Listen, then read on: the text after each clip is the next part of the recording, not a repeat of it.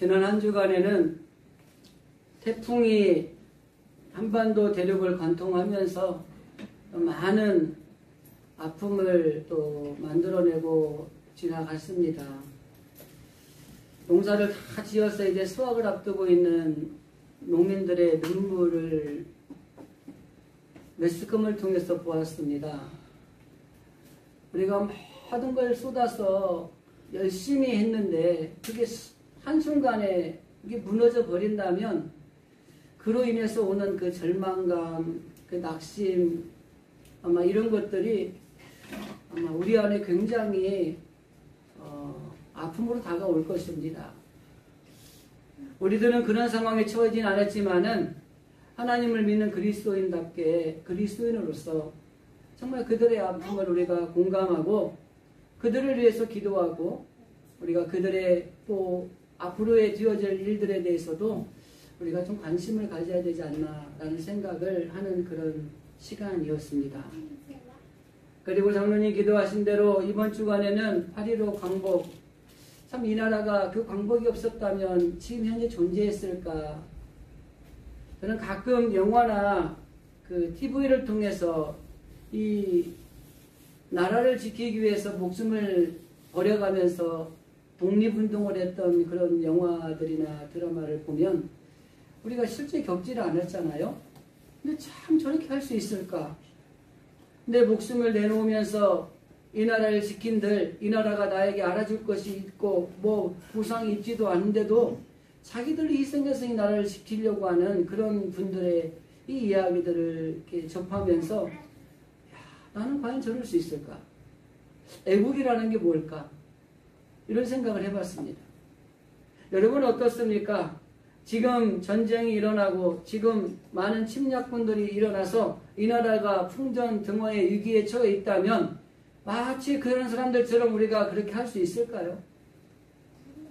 우리 신앙의 순교자들이 이 신앙을 버리고 그리고 목숨을 연명하는 그런 과정에 있었던 과정 속에서 과감하게 예수 그리스도를 택하고 내가 목숨을 내어놓을 수 있었던 이런 신앙의 순교자들의 삶이 과연 우리들이 그런 삶을 살아갈 수 있을까요? 라는 생각을 하게 됩니다. 나라와 민족을 위해서 참 많이 기도해야 됩니다.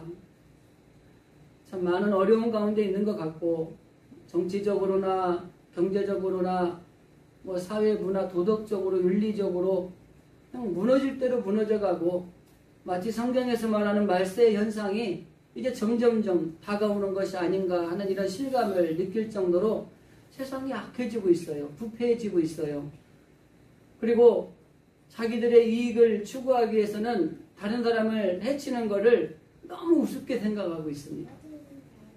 이러한 것들을 보면서 이제 주님이 올 때가 가깝다라는 것들을 기억하면서 우리 하나님을 믿는 그리스도인들은 먼저 우리의 신앙을 잘 지켜야 되겠고 그리고 이 나라의 민족을 위해서 기도하면서 하나님 구원받는 민족이 한 명이라도 더 늘어날 수 있도록 해달라고 기도하는 일에 앞장서야 되는 것입니다.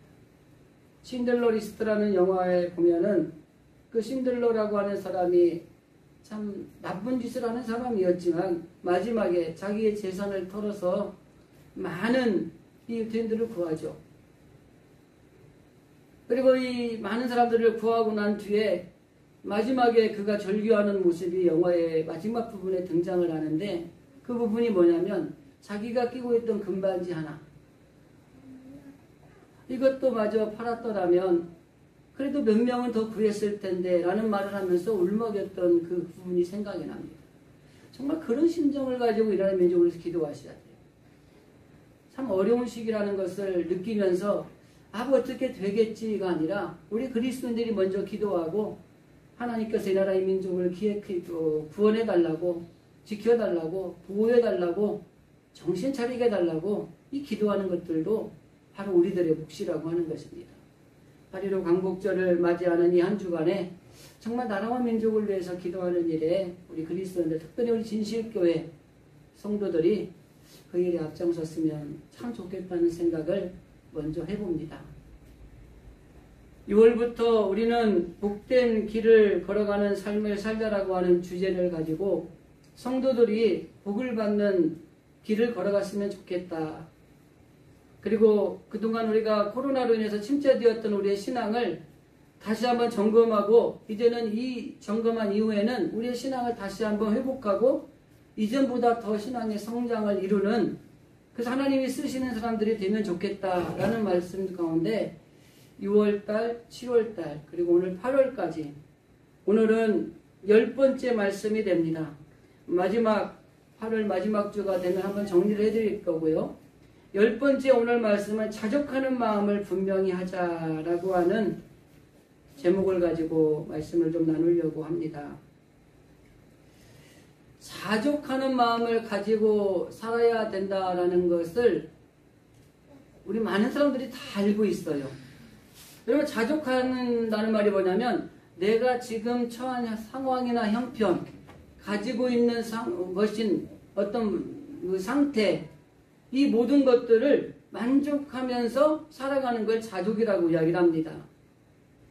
그런데 자족하지 못하게 되면 어떻게 되느냐면 원망하게 되고 불평하게 되고 짜증내게 되고 스트레스를 받게 돼요. 자족하지 못한 사람의 기준을 이렇게 들게요. 100원이 있는 사람이 있어요. 아, 나에게 100원이 있구나 라고 감사하며 사는 것이 자족하는 마음입니다. 100원이 있는 사람이 있는데 90원 가진 사람도 있고 110원 가진 사람이 있는데, 아, 나는 왜 100원밖에 없지? 저 사람은 110원이나 있는데 라고 하면서 그 110원을 바라보며 원망하고 불평하는 사람은 자족하지 못하는 사람이에요. 한마디로 요약하면 내가 지금 처한 상황이나 가지고 있는 것 그 자체로 만족하면서 감사하면서 살아가는 마음이 자족하는 마음이라고 하는 겁니다. 그래서 이 자족하는 마음과 항상 상충돼서 나오는 마음이 뭐냐면 영적인 싸움이에요.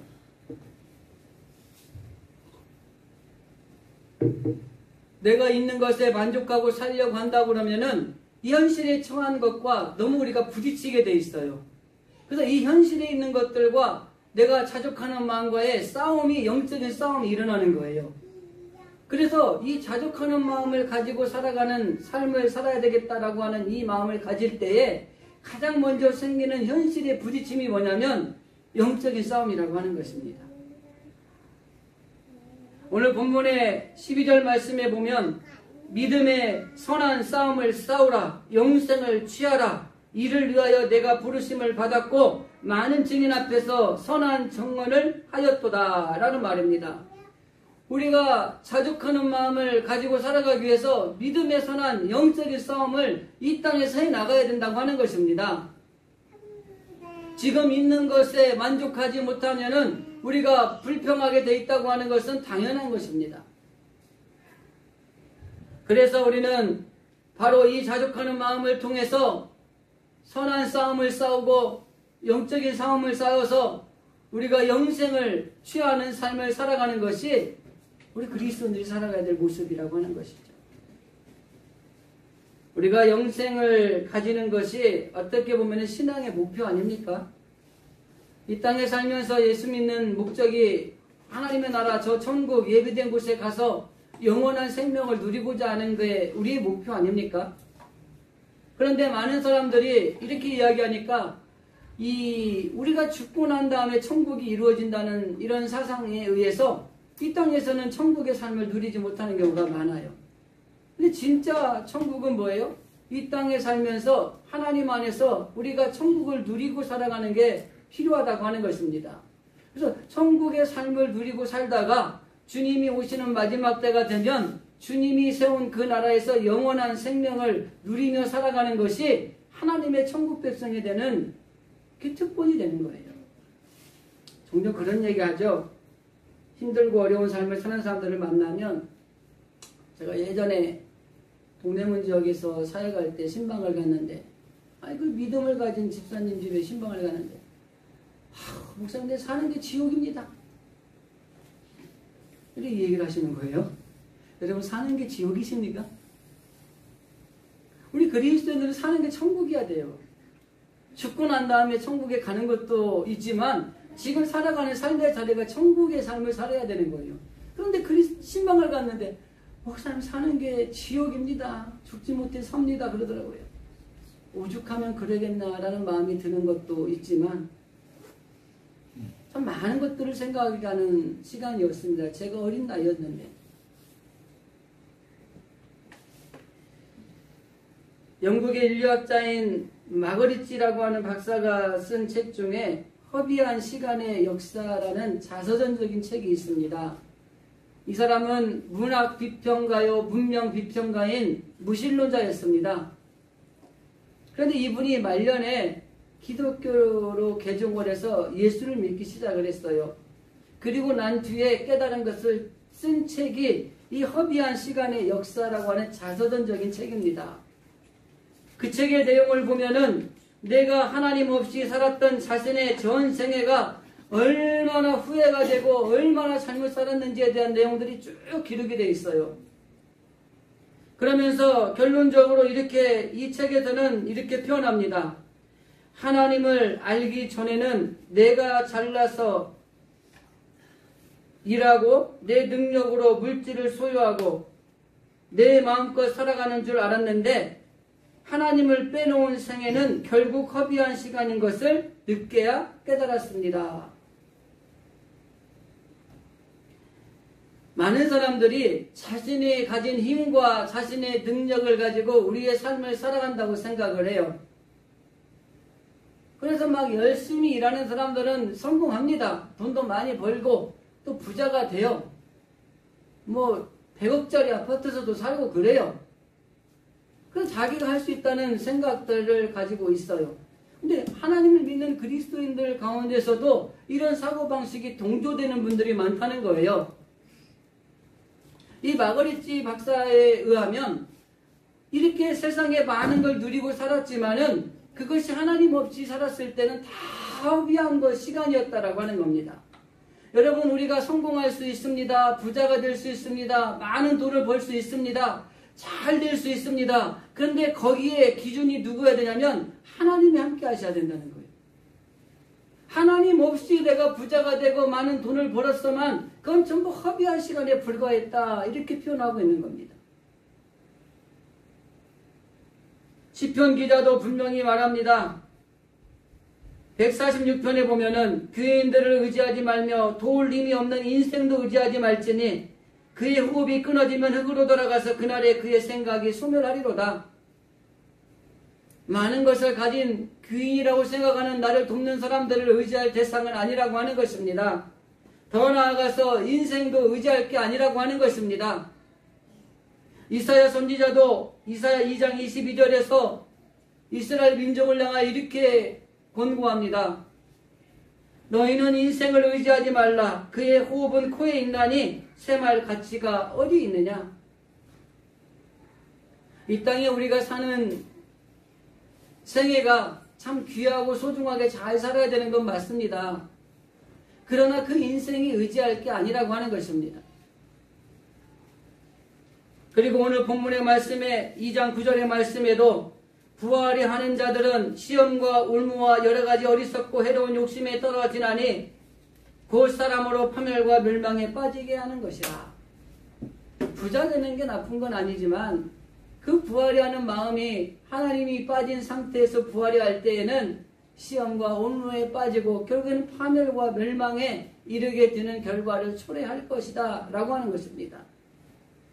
제가 앞에서 언급드린 성경 말씀들과 이 마거리치 박사의 말에 공통점인 것이 하나가 있다면 지금은 이 세상에 있는 것들을 의지하고 그걸 바라보고 살아갈 것이 아니라 하나님의 말씀을 바라보고 하나님의 지혜를 가지고 살아가야 할 때라고 하는 것을 설명하고 있는 것입니다. 오늘 우리가 읽은 디모데 전서 6장에 있는 말씀의 그 전체적인 내용 속에 디모데 전후서는 사도 바울이 영적인 믿음으로 낳은 아들 디모데가 목회를 하는데 그 아들이 목회를 잘했으면 좋겠다 가지고 너는 목회를 이렇게 했으면 좋겠어 라고 쓴 편지인데 그걸 목회서지라고 그래요.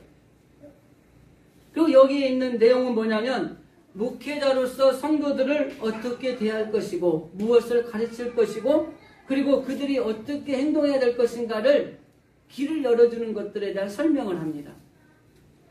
그리고 오늘 우리가 읽은 본문 말씀은 하나님의 자녀로서의 경건한 삶을 살아가는 것이 무엇인가를 이야기를 하면서 피해야 할 것과 우리가 취해야 할 것이 무엇인가를 설명을 해놓고 있는 거예요.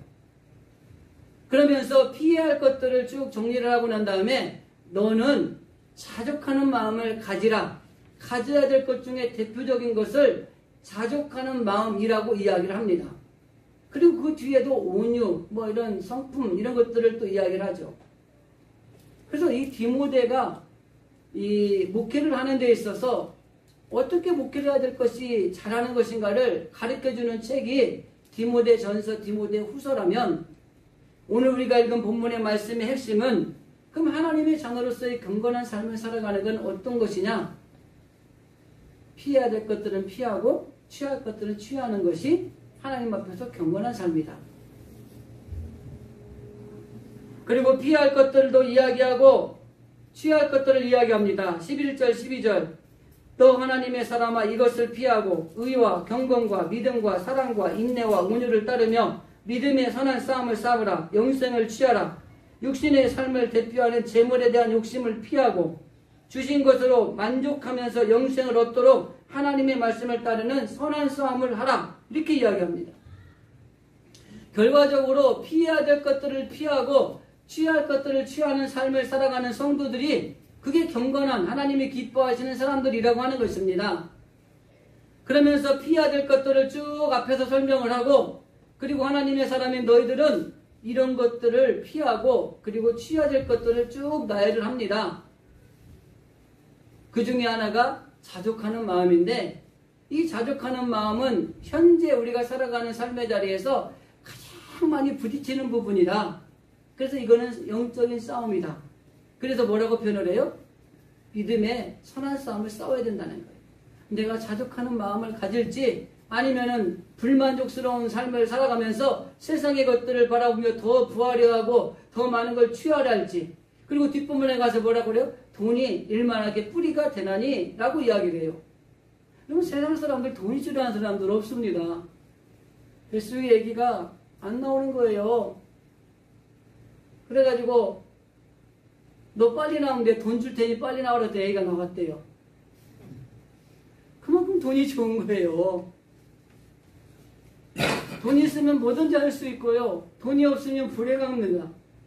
근데 우리 그리스도는 어떻게 생각해야 돼요? 돈이 있으면 좋고 잘 쓰고 돈이 없으면 그냥 필요한 만큼만 있으면 되고 이렇게 생각하면 되는 거예요.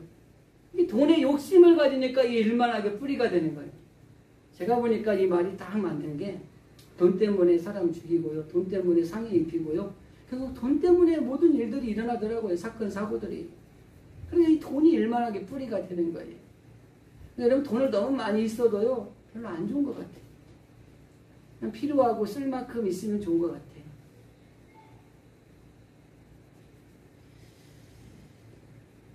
하나님께서 지금 내가 가지고 있는 것, 지금 내가 처한 상황, 이것들을 통해서 우리가 만족하면서 감사하면서 살아갈 때에 거기 하나님의 놀라운 축복이 있다고 하는 것입니다. 근데 이 만족한다는 게 참 쉽지 않아요. 우리 인간은 욕심이 많아서요. 하나님 나 100만 원만 있으면 좋겠어요. 100만 원이 생기잖아요. 하나님 나 1000만 원만 있으면 좋겠어요. 1000만 원이 생기면 1억 주세요. 1억 생기면 10억 주세요. 돈으로 하는 게 제일 쉬워서 이렇게 얘기하는 겁니다. 집으로 할까요? 하나님 나 정말 전세만 살게 해주세요. 하나님 그랬더니 이제 나한테 내 집 좀 주세요. 그랬더니 17평을 줬어요. 하나님 좀 좁네요. 30평 주세요. 이게 다 이게 만족하지 못하는 거예요. 자족하지 못하는 거예요. 뭐 그렇다고 그래서 우리 뭐 저기 돈 100만 원짜리는 100만 원 갖고 살라는 얘기는 아닙니다. 100만 원에서 만족하고 감사하고 살면 1000도 주시고 1000에서 감사하고 만족하고 살면 억도 주시는 거에 하나님의 법칙이에요. 근데 우리는 그거를 만족하지 못하고 불평하고 원망하며 남들과 비교하면서 못 살겠다고 하니까 파멸에 이르고 멸망에 이르는 길을 걸어가게 될 수가 있는 것입니다. 그리고 뭐 하는 거예요? 얼마나 가졌냐, 내가 어떤 형편에 있냐가 중요한 게 아니라 지금 내가 가지고 있는 것, 내 형편에서 내가 만족하고 있느냐, 이게 중요한 겁니다. 예전에 제가 개척 초기에 개척교회 우리 노예 안에 있는 한 35개의 교회 목사들을 돌보는 총무를 제가 했습니다. 5년간. 지도 없으면서 뭐 하겠다고. 근데 제가 5년 뒤에 이 개척교회 목사님이나 그 노예 일하는 어른들이 뭐라 그러냐면 나는 한 번도 부족함이 없는 것 같다고 느꼈다는 거예요. 근데요, 사모가 여기 있지만 저 정말 개척 초기 어려웠거든요. 돈 하나도 없이 개척해가지고요, 맨날 마이너스 되고요, 새내일 때 돌아오면 겁나고 막 그랬거든요. 근데 외부 사람들이 볼 때는 나는 늘 이렇게 있는 것처럼 보였다는 거예요. 그 제가 감사했어요. 그럼 우리가 주진 자리에서 그냥 만족하는 거예요. 그리고 힘든 하나님 앞에 달라고 매달려야 되는 거예요.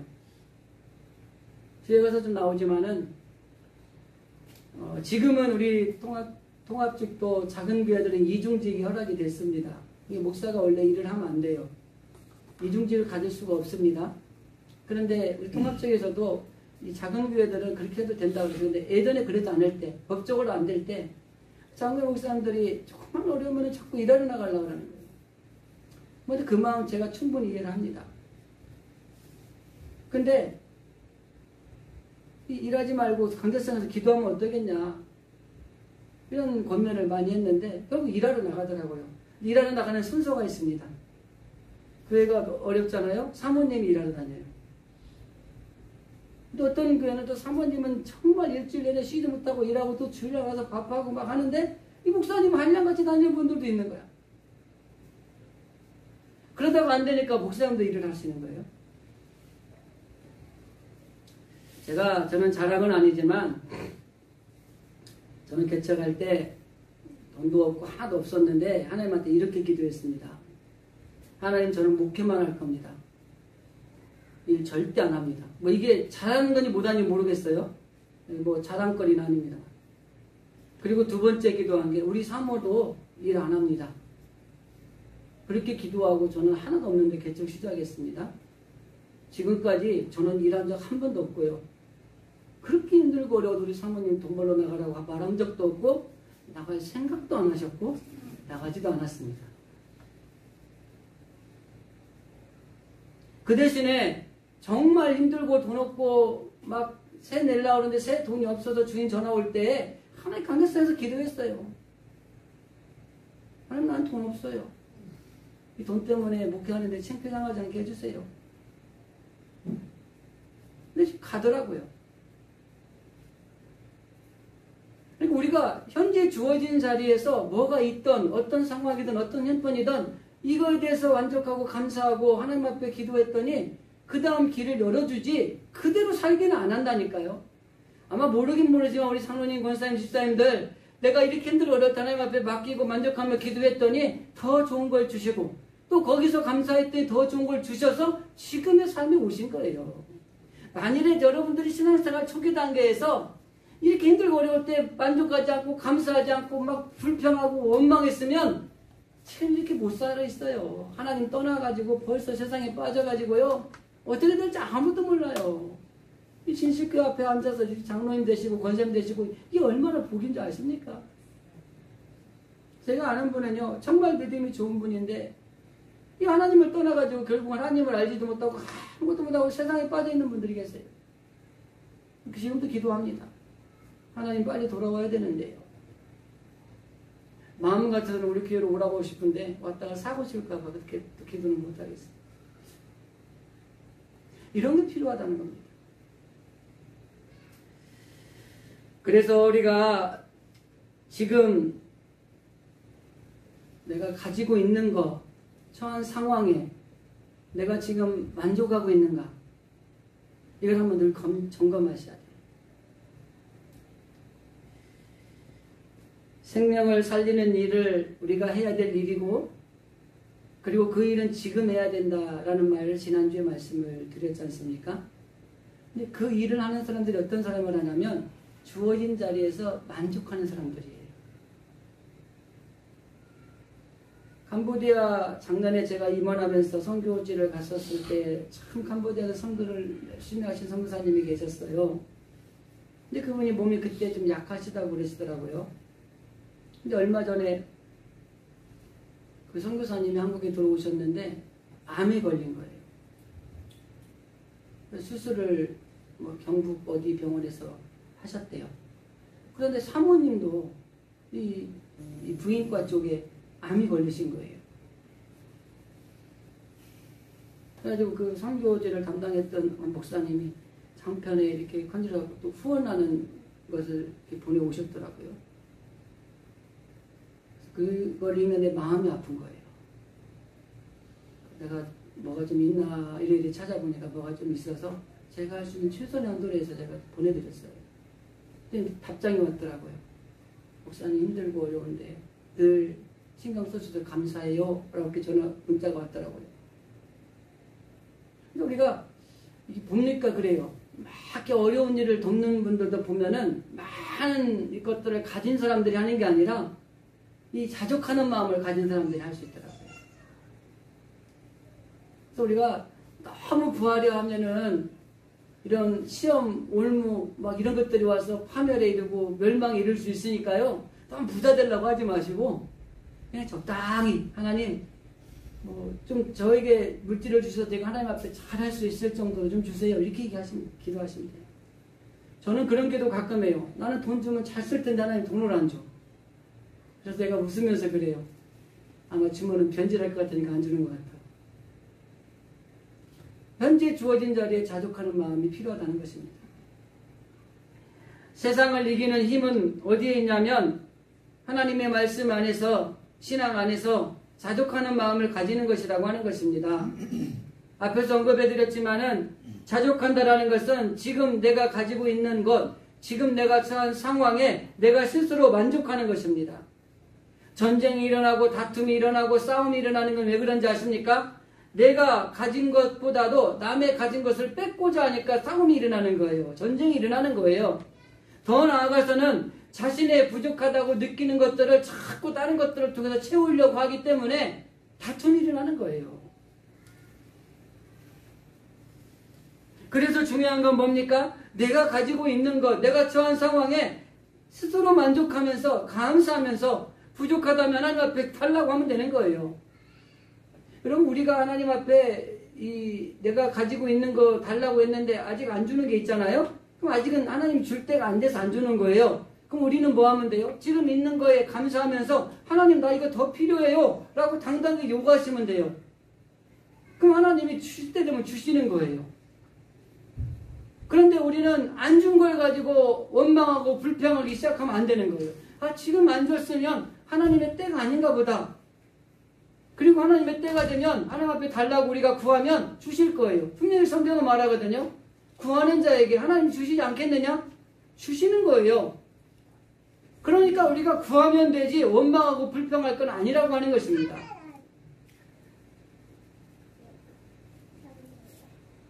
행복지수라는 거 우리가 잘 아시잖아요. 행복하다고 느끼는 마음이 행복지수거든요. 부자가 행복할까요? 가난한 사람이 행복할까요? 우리나라, 세계적으로 여러분 가장 행복지수 높은 나라가 어딘지 아세요? 부탄 왕국입니다. 부탄 왕국. 이름도 들어보지도 않은 나라인데. 이 부탄 왕국이라는 나라가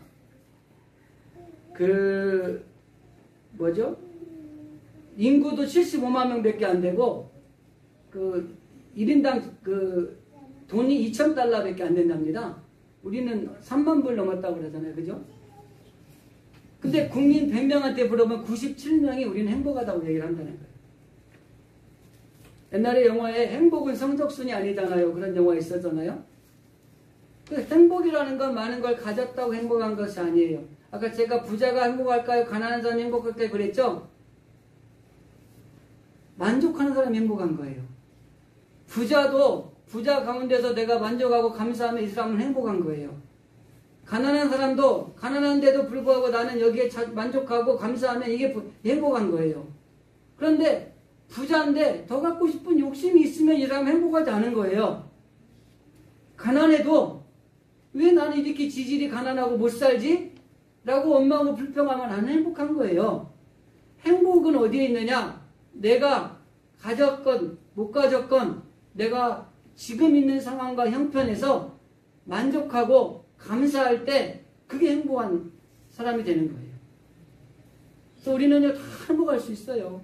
가지고 뭐 못 가졌고 이쁘고 못났고 잘생겼고 못생겼고 다 떠나서 우리가 지금 상황에서 하나님이 내게 주신 거에 감사하고 만족하고 그러면 우리는 행복한 사람들이 되는 거예요. 그리스도인이 그리스도인답게 살아갈 수 있는 비결이 뭐냐면 자족이라고 하는 것입니다. 주 어린 자리에서 만족할 때 감사할 수 있는 것이고요. 내가 있는 것에 대해서 만족할 때 감사가 넘치게 되는 것입니다. 만일에 만족하지 못한다는 이런 삶을 살아간다면 원망, 불평, 시기, 질투 그로 인해서 파멸의 길을 걸어가고 멸망의 길을 걸어가는 길을 걸어갈 수밖에 없다고 하는 것입니다. 그래서 자족하는 마음을 분명히 하는 게 우리 그리스도인 신앙인들에게 매우 중요하다고 하는 것입니다. 예수님께서 이 사실을 포도나무 비유를 통해서 원리를 가르쳐 줍니다. 요한복음 15장 5절 말씀에 보면 나는 포도나무요 너희는 가지라 그가 내 안에 내가 그 안에 거하면 사랑의 열매를 많이 맺나니 나를 떠나서는 너희가 아무것도 할 수 없느니라. 여기 나는 포도나무요 너는 가지라. 이 말씀 안에 모든 게 있는 거예요. 포도나무에 붙어 있어 가지가 있을 때에 뿌리에서 영양 공급을 받아서 열매를 맺을 수 있는 것입니다. 그러나 이 나무에 붙어 있지 않는 가지는 말라 비뚤어져 죽을 뿐이라고 하는 것입니다. 내가 하나님 안에 있고 하나님의 내 안에 있게 하는 가장 핵심적인 단어가 뭐냐면 하나님의 말씀에 순종하는 겁니다. 그렇게 살아가는 것이 바로 이 비유에서 우리에게 주시는 교훈이라고 하는 것이죠. 만일에 우리의 삶 가운데 아직도 내가 원하는 것들이 있는데 주어지지 않았다면 그냥 하나님이 주실 때 주실 것이라고 생각하고 구하면 되는 거예요. 요한복음 15장 7절에 보면은 너희가 내 안에 거하고 내 말이 너희 안에 거하면 이렇게 말합니다. 무엇이든지 원하는 대로 구하라 그리하면 이루리라. 포도나무인 그 예수님 앞에 우리가 가지로 붙어 있으면 구하는 대로 하나님은 다 주시겠다고 분명히 말씀하시고 있는 것입니다. 그래서 하나님이 말씀에 내 안에 있다라는 것은 하나님의 말씀대로 순종하는 것이고 그 순종의 말씀을 따라 실천하며 살아가는 행동의 액션을 보이는 것이 내가 너 안에 거하고 네가 내 안에 거하는 이 원리를 설명하는 중요한 교훈이라고 하는 것입니다. 오늘 본문의 3절 이하의 5절 말씀에 보면은 하나님 말씀에 순종하지 않고 교만하게 되면은 마음이 부패하게 되고 신앙의 이익을 얻는 방법으로 사용하게 돼서 결국은 다툼이 일어나게 될 것이다 라는 말씀을 하는 겁니다. 그래서 우리가 하나님을 경외하는 신앙까지도 이 사람들이 이익을 얻는 도구로 사용하려고 하는 일들이 생기는 거예요. 그래서 교회 안에 가면은 예수 믿는 사람들한테 사기당해서 교회를 떠난 사람들이 의외로 많아요. 이 교회 안에서는 여러분 정말 조심하셔야 돼요. 저도 예전에 이 은행동에서 개척해서 있을 때 어떤 분이 와서 막 사정을 얘기를 하면서 뭐 자기 어머니가 권사님이고 자기는 어릴 때부터 신앙이 있었다고 막 이게 막 열자여서 그래서 제가 그걸 해줬어요. 사기쳤어요. 그리고 그거 하고 난 다음에 나중에 전화했더니 전화번호도 바뀌고 없어져 버렸어요. 그 조그만 교회 와서 사기를 치고 싶었을까? 그래서 제가 그랬어요. 그냥 그거 가지고 잘 먹고 잘 살았으면 좋겠다고 기도했어요. 이 신앙조차도 우리가 자족하는 마음을 가지지 못하면 이 신앙조차도 우리가 우리의 이익을 얻으려고 하는 도구로 사용할 수가 있다고 하는 것입니다.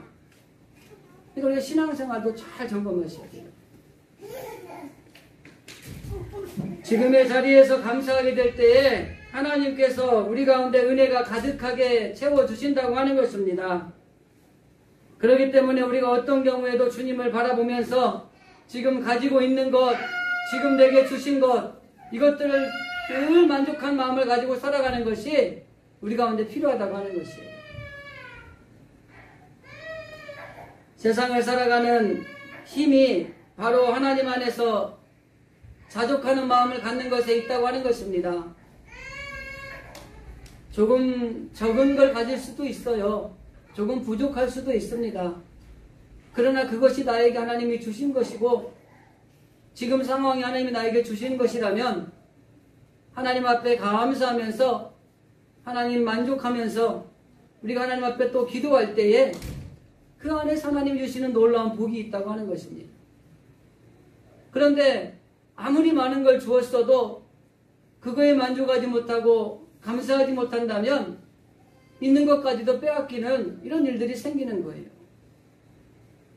그래서 우리에게 주어진 것들을 통해서 우리가 하나님 안에서 우리의 신앙을 점검할 때 가장 중요한 핵심은 뭐냐면 이 모든 것을 하나님이 나에게 주셨다고 하는 것입니다. 우리가 노력해서 얻었다고 생각하는 그 순간 만족보다는 욕심이 앞서게 되어 있는데 내가 가지고 있는 지금의 상황이나 가지고 있는 것들을 하나님이 내게 주셨다라고 인정하는 순간 우리는 만족하고 감사가 생기는 거예요. 그럴 때 거기에 또 업그레이드된 복을 하나님이 주시게 되는 것이고 거기 그 자리에 가서도 만족하고 자족하고 감사할 때에 더 업그레이드된 복을 주시는 것이지 그렇지 않으면은 우리의 삶 가운데 하나님이 주시는 복을 받는 삶을 살아가기가 어렵다고 하는 것입니다. 그래서 우리는 어떠한 경우에도 힘들고 어려운 자리에 있지만 지금 내게 처한 주신 거에 만족하는 삶을 살아가는 게 필요하다는 거예요. 여러분 산의 정상을 올라가는 게 참 힘들죠. 비탈지기도 하고 많은 바람도 불고 또 더위가 있고 어렵습니다. 그런데 중요한 것은 우리의 삶도 우리의 영적인 복을 받기 위해서 걸어가는 길도 이렇게 쉽지는 않은 길이라고 하는 것이에요. 하나님 말씀대로 따라 살면 되지라고 하는데 이 말씀대로 따라 살아가는 게 힘든 거예요. 그래서 우리는 늘 믿음의 선한 싸움을 싸우는 겁니다. 내가 하나님이 주신 것으로 인정하고 만족하고 감사하며 살아갈 것인지 하나님이 주신 것이 너무 부족하다고 원망하고 불평하며 시험에 빠지고 울무에 빠지고 더 많은 것을 가지려고 하는 욕심을 가지고 살아갈 것인지 이 두 길이 결정이 되는 것이죠. 말씀을 정리하겠습니다. 진정으로 하나님 안에서 만족함을 가지고 살아가는 사람들은 감사가 넘치게 되고 기쁨이 있는 삶을 살아가게 되어 있어요. 그런데 반대로 우리가 주신 것에 감사하지 못하고 살아갈 때에는 우리가 가진 것에 감사할 수가 없고 오히려 원망하고 불평하고 그래서 파멸의 길을 거쳐서 멸망의 길을 걸어갈 수 있는 길을 걸어갈 수밖에 없다고 하는 것입니다. 성경이 이야기하죠. 오늘날 내가 내 앞에 두 길을 두었나니 이 두 개 중에 너희가 택하라 라고 이야기를 합니다. 여호수아가 마지막 가나안 땅 이 백성들을 들어가기 직전에 이렇게 이야기합니다. 오직 나와 우리 가정은 하나님만 섬기겠다. 근데 너희들은 오늘날 택하라. 네가 저 강 건너편에서 섬기던 신이든지 아니면 앞으로 들어갈 곳에 있는 이방을 섬기든지 하나님을 섬길 것인지. 우리에게는 신앙인에게는 두 길이 항상 놓여 있다고 하는 것입니다.